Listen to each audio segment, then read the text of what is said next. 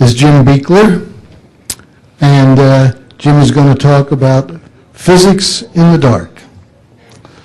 Well, despite the title, I think I'm going to change it after that last talk on how to destroy a paradigm. I don't know. Okay, now the source and nature of both dark matter and dark energy are the crises in physics in our modern day. These make the crises before the second revolution look like petunias.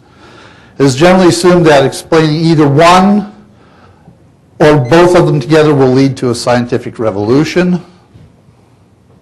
In 2005, the government formed a dark energy task force, various NSF, NSA, Department of Energy and such. They issued a report. It's been on the internet for 4 years. This is not the conclusion. This is a paragraph on the cover page. And you'll notice right in the middle it says, our theories of fundamental particles and gravity are either incomplete or incorrect. Most experts believe that nothing short of a revolution in our understanding of fundamental physics will be required to achieve a full understanding of the cosmic acceleration. But actually it's a revolution in physics, not just for cosmic acceleration. This will not just be a revolution in physics, but a complete revolution that will include both mind or consciousness and matter, normal science. It will be a new way of thinking about our universe because science has found all of a sudden for the first time in history it has to explain the fundamental nature of matter. It's never had to before. It measured matter, never explained it. And in order to explain matter, you have to differentiate between the consciousness that is interpreting the data and the matter that it is interpreting. Numerous suggestions and hypotheses have been put forward to explain both dark matter and dark energy, but no hypothesis coming out of mainstream physics is either explain one, let alone both of them.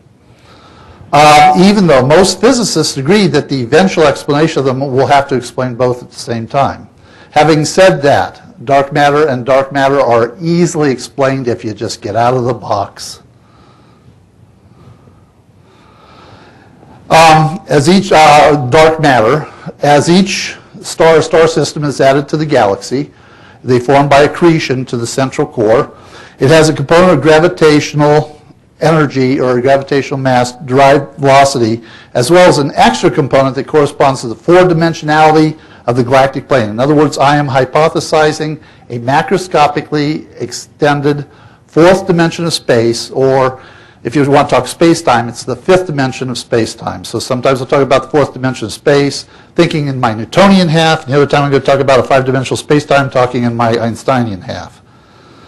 And this is just a simple diagram.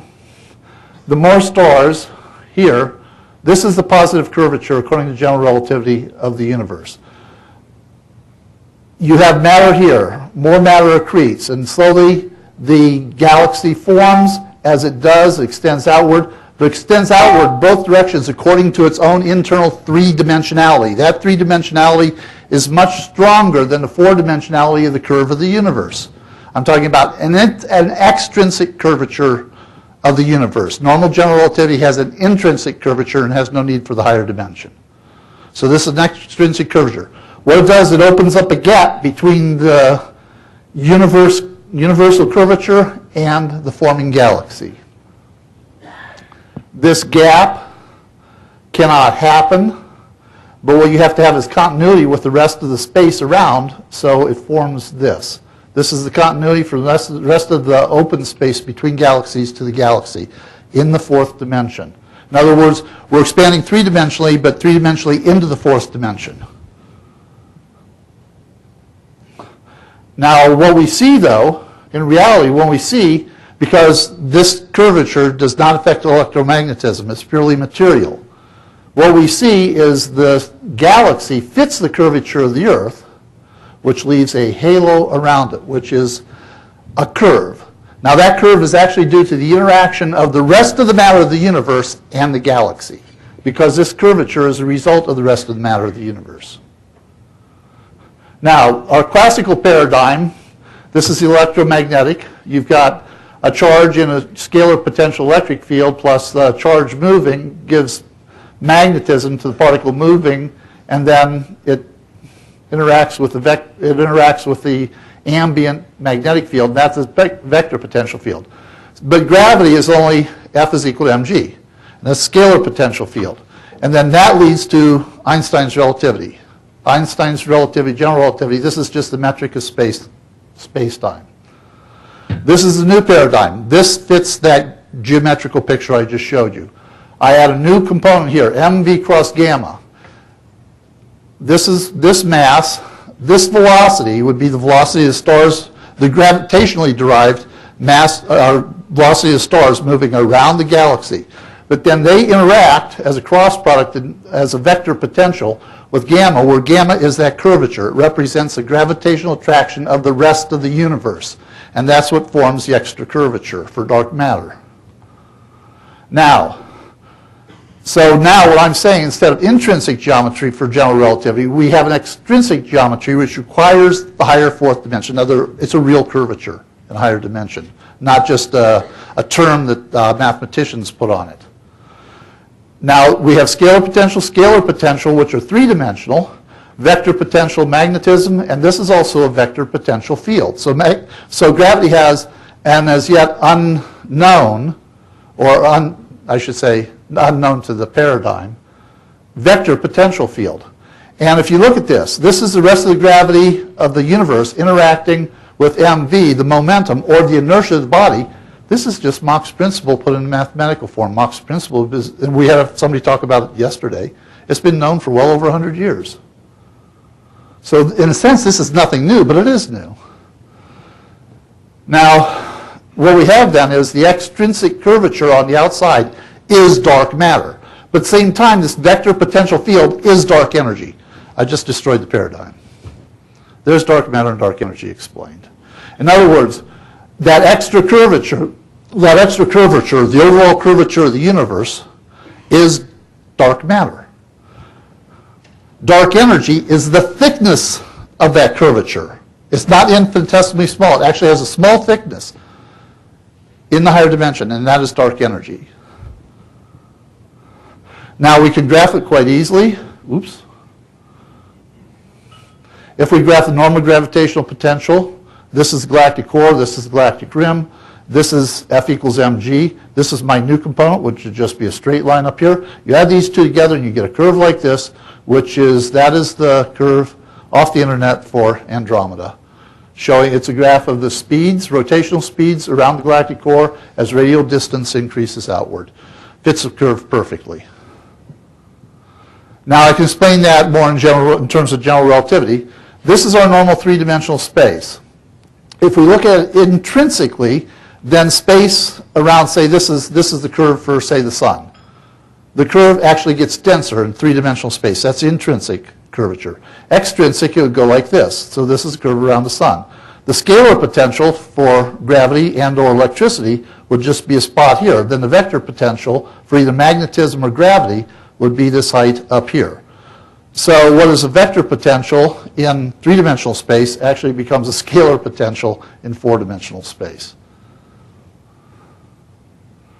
Now, this is a Clifford Newtonian after William Kingdon Clifford, because he had a four-dimensional space in 1870, a bit before Einstein.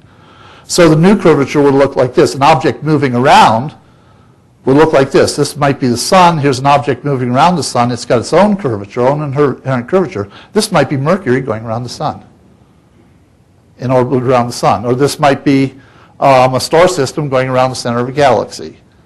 But that's just in four-dimensional space with a separate time. That's why it's Clifford Newtonian space.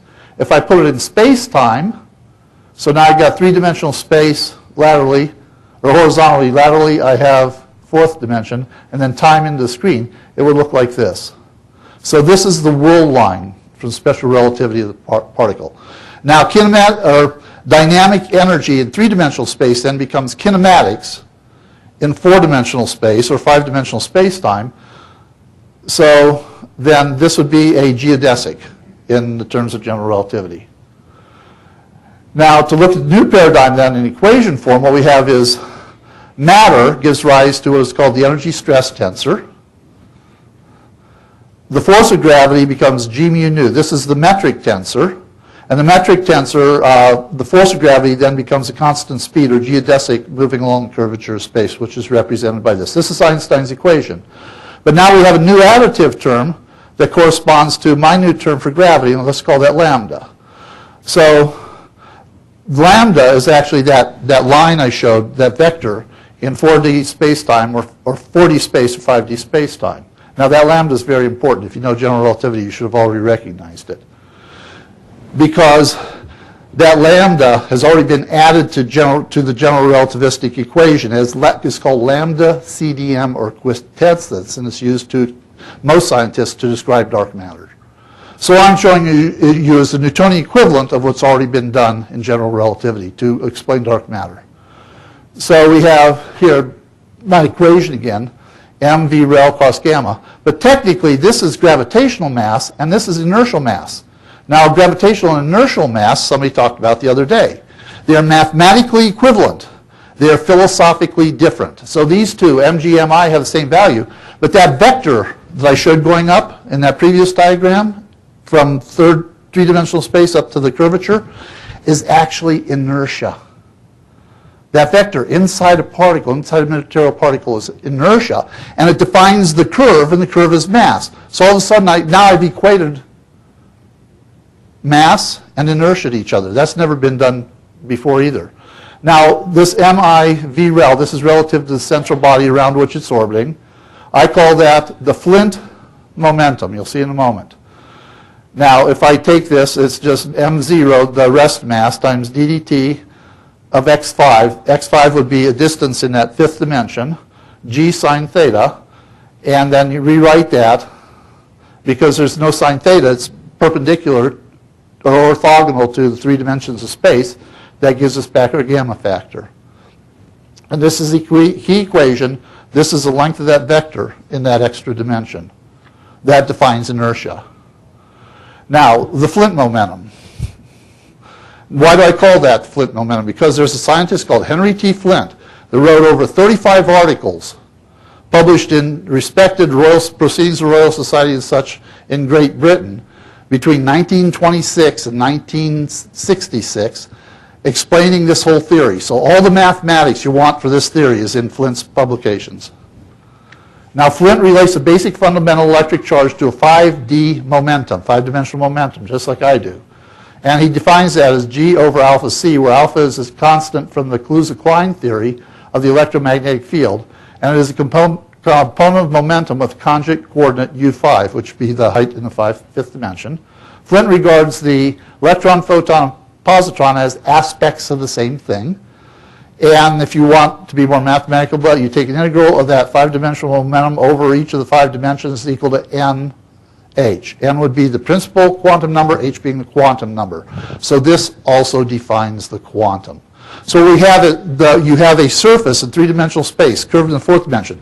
The ground state would be a sheet. The second sheet, n equals 2, in principal quantum number would be the next sheet up, n equals 3, 4, and so on. That's how you include quantum. I have just unified gravity, general relativity, and the quantum in 5-dimensional space. And most of the work has already been done by Flint. I just added the new term. Now, these are Flint's views of particles. These are from his personal papers, no date. There's no date on papers, but I assume from the writing that it was written during the 50s or 60s.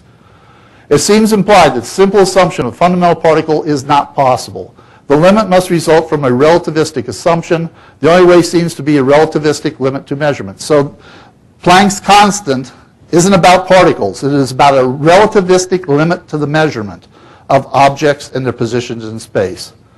So he is using the quantum as a limiting factor within a 5-dimensional continuous field. Instead of a fundamental particle would mean a limit exists, but the particle would be available for Lorentz rule of change, a Lorentz transformation or Poincare transformation, depending on the conditions, of length in motion. The introduction could mean that a limit exists. So Flint knew this. Nobody listened to him. Or a few people did, but he's totally forgotten. He published his final theory in 1966 in a book titled The Quantum Equation, A Theory of Fields. It was published by Methuen, which is a big publisher, in their series Monographs of Physical Subjects, and these are the chapters of the book. All the mathematics is there, except for the additional term that I've put in. Now, there are other contributors.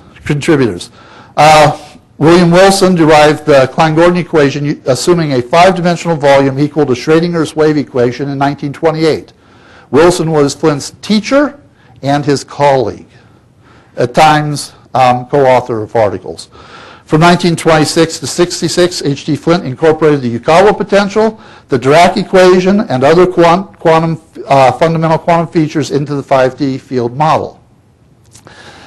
But they're not the only ones. In 1995, Vu B. Ho derived the Yukawa potential in nuclear physics directly from the general relativistic 4D model of four-dimensional space model of, or four-dimensional space-time model of In 2008, a professor from Armstrong University, St. Louis, Shiflett, shows that the Einstein-Schrödinger skew symmetric form of the Einstein equation with lambda CDM implies a 5-dimensional space-time structure. So this is already, other people have already just about where I am. Now working backwards from Shiflett, if the Einstein curvature tensor is 5 dimensions with both 4-dimensional symmetric and antisymmetric parts, both gravity, which is symmetric part, in Newtonian physics, F equals mg, and lambda CDM, the antisymmetric part of the tensor, or what I showed as lambda up there, the mv cross gamma in Newtonian physics, are accounted for. What can this explain? Almost everything. I don't believe in a theory of everything, so this only explains almost everything. A common view of the proton, this is quark dynamics, shows a proton with 2 ups and down protons. Those are your quarks. Now, there's absolutely no way this can be represented logically because that's a sphere, that's a sphere, that's a sphere, and there's no way you can pack 3 spherical objects into a bigger spherical object. Impossible. So most quantum mechanics people assume point charges. So you have a proton point with 2 up points and a down point in it. Not one of them has dimensions because points are dimensionless. So where the heck do the 3 dimensions of space come from? It is absolutely impossible for particle physicists to depict quarks in any logical manner. Why? Because there are no physical particles called quarks. They are just mathematical entities, and there's absolutely nothing in the mathematics of quantum theory that requires particles. Their particles are superimposed onto the mathematics. This is what quarks really are. This is proton-proton collision. You've got a proton coming in to hit another one. This proton is accelerated up to high enough speed to show quarks, but it's also Lorentz-Fitzgerald contracted. It's Lorentz-Fitzgerald contracted down to the point, the quantum minimum of measurement. Therefore, when it hits this proton, it compresses it like a balloon being squashed. Its rate of speed gives a negative 1/3 electron, and that leaves 2/3 electron vertically and 2/3 electron charge horizontally. And that is according to something called Pascal's principle, which has been known for about 300 or 400 years in physics. The quantum electric charge E is just a strain in the surrounding space due to an internal stress in real extended particles, and a quark is just how that stress is redistributed along the 3-dimensional space due to the collision within a particle according to a quantized Pascal's principle during a sufficiently energetic collision with another real extended particle. And I have just destroyed the standard model of physics because the quarks are the basis of the standard model of physics. Goodbye and good riddance to particle physics. What does this theory predict? No theory is good without predictions. Well, the existence of dark matter halos around all material objects, not galaxies, around all material objects. Galaxies, stars, and planets. And I'm willing to bet, I haven't worked out the mathematics, I'm willing to bet that you take the dark matter components of the planets and our sun, and you will be able, together they will give you the Titus-Bode law, which has never been explained. I haven't done that yet, but someday I will. The shape of dark matter halos would be spherical around individual objects, but elliptical around galaxies. That was shown just a couple months ago, the elliptical dark matter halos around galaxies. an additional velocity due to that extra effect. When you do the slingshot effect around the planet, NASA just released that information a year ago. The Voyagers leaving the solar system have an extra component of speed. Why? Because they're falling down the dark matter gradient, and they're picking up dark energy. It's giving them the extra components of speed. The existence of ultra-high-speed ionized particles, cosmic rays exiting galaxies, that has been found, ultra-high-speed cosmic rays. They don't know how to explain it because cosmic rays come from charged particles accelerated by magnetic fields. That's normal cosmic rays. But if you go to, I'll be finished in a minute. If you go to my model, you have an extra acceleration of those particles due to their mass, not their electric charge, but due to their mass. That gives us ultra-high-speed cosmic particles, which have been discovered and they have no idea what they are. An increasing rate of expansion of the universe as well as a corresponding decrease in earlier times, that can be checked. The existence of a proton-dominated universe. They always wonder why no antiprotons. This theory explains it well. You can calculate the amount of dark energy in any 3D volume of space from my simple geometric model. Galactic diameters are slightly less than predicted by normal gravity theory. These are all predictions. They've either already been shown or they can be tested. So this is ultimately falsifiable.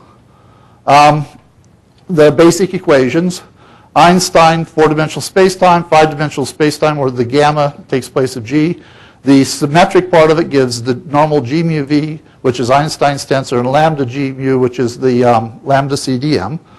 And if I go back to this original equation, and for my MV, substitute de Broglie's matter wave, I have just quantized gravity. Welcome to the era of quantum gravity. It is an accomplished fact without particles. That should be about it.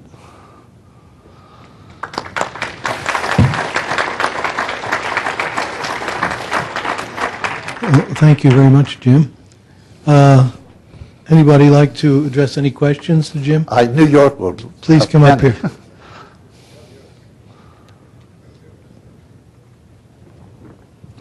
You're York Dobbins, aren't you? His reputation precedes him. It's hard to pick out just one item to comment on or question, but about halfway through the paper or thereabouts, you make an identification between the V cross gamma term and the cosmological constant lambda. And there's a certain conceptual problem with that because lambda is, in fact, a constant. It has no transformation properties. It looks the same to all observers, whereas vector V cross vector gamma is a vector that points in some particular direction and is dependent on the velocity v that goes into it. They're quantities of completely different types. If you think three-dimensionally, but if you think four-dimensionally, it's a scalar. It becomes a scalar up on that extrinsic curve, which would be a constant. Now, also, you're thinking in terms of vectors. And this is done in terms of quaternions, as originally done by Clifford in the 1870s. And quaternions, even in the 1870s, were four-dimensional quantities before they were reduced by Gibbs to three-dimensional quantities.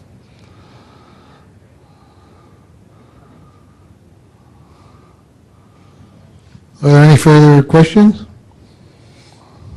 I escape. So there, York. I was expecting more questions from York. Thank you, Jim. One other quick thing. This is the same theory that last year I explained: life, mind and consciousness, the paranormal, and afterlife. Same theory. Okay.